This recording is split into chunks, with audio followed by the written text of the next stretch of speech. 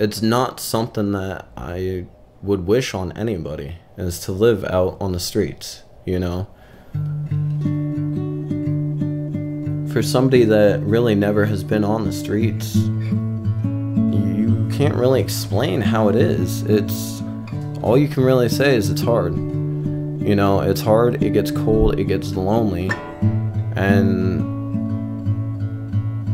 a lot of times you do wish you were dead. You know, you wish that instead of being out in the streets, you can just be kind of 6 feet under, because at least you know you'd be warm.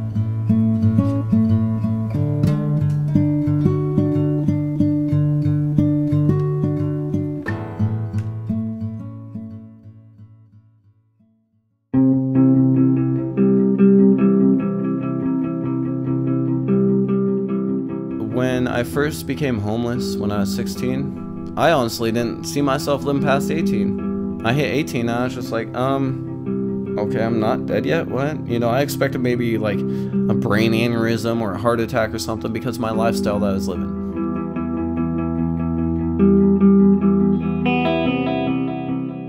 It takes a lot to kind of suck up your self-pride and all that to be like, hey, can you help me? I've stood out on a street corner and held a sign that says anything helps, and you'd be surprised how many people just kind of like go around looking around you like you're just a telephone pole or something.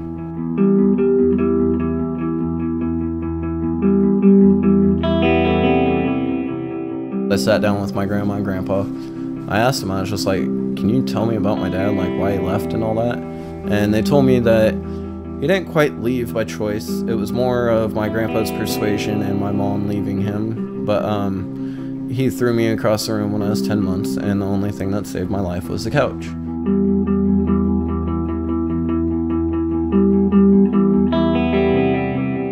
Well, after he threw me across the room, my grandpa sat there and approached him with the shotgun and said, "You're never going to see my daughter or my grandson again. And I swear to God, if you ever come near my family, I will kill you."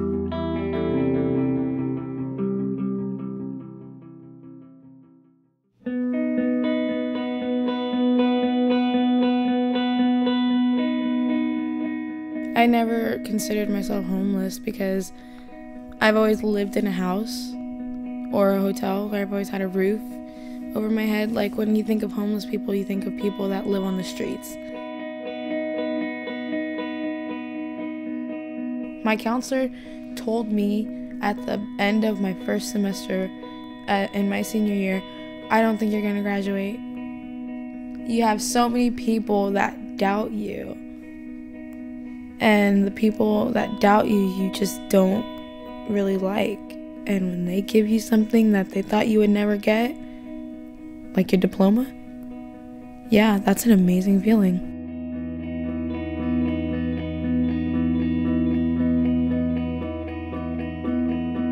I was fed up with moving. I was fed up with just, you know, like my parents constantly trying to make things work, make ends meet. I got tired of that struggle, you know, like it seems like that's the only thing that I knew, and I knew that wasn't the only thing that was possible. And that's when I decided that I really just wanted to leave. And then I got into a fight with my mom, and my dad got in it, and like he pushed me on the couch, and I pushed him back, and then he pushed me again, and then I got so bad to a point where I almost swung on my dad. And then my dad was like, "You know what? Get out." My dad called me the next day after I got kicked out and told me that I can come back. And that's when I told him, I was like, "No, I don't want to come back. It's not that I don't love you guys. It's not because I don't want to live with you guys. It's because I need to prove to myself and you guys that I can do it on my own." I hurt my dad a lot by doing that. And my dad's like my weak spot. He was like, "Asia, I'm so sorry. I didn't mean to hurt you." And I was like, "It's not that, Dad. It's just..." And then he was like, "I didn't mean to make you feel that way." I was like, "It wasn't you. This is how I've always felt." And then, you know, like, it actually made our bond a lot stronger. I'm such a daddy's girl.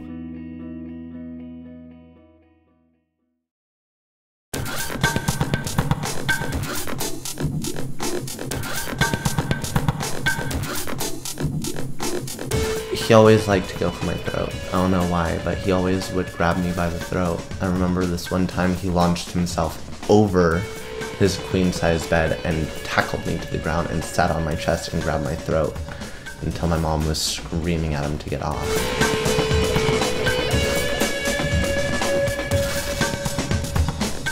And that's when I went out and I got the 2x4, and what's going through my head is I'm gonna swing this 2x4 at his head, and I'm gonna be relentless, and I don't care.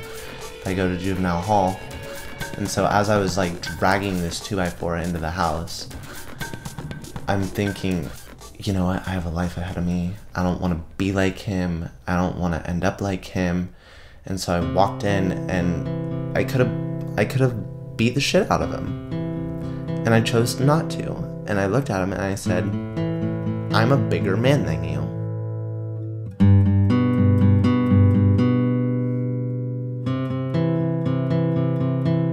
I know one thing. I will never, ever be hurt again by someone because I choose not to. You can choose to be a victim, or you can choose to stand up. And I chose to stand up, and I chose to move out, and I chose to be homeless.